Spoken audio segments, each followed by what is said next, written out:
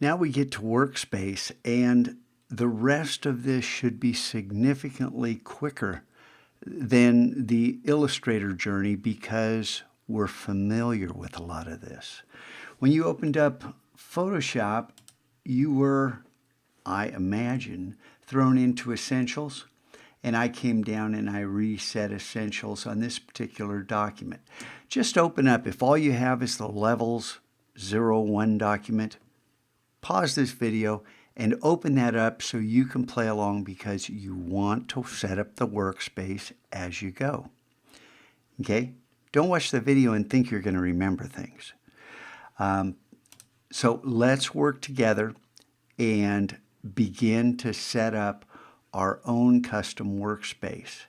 And by the way, this is another of those files that began in Illustrator, and the geometry was all created in Illustrator, brought into Photoshop, and then, the enhancement journey begins. What can we make out of this? And this whole series of projects that I did yielded some incredibly unexpected results. Maybe we'll get to some of that.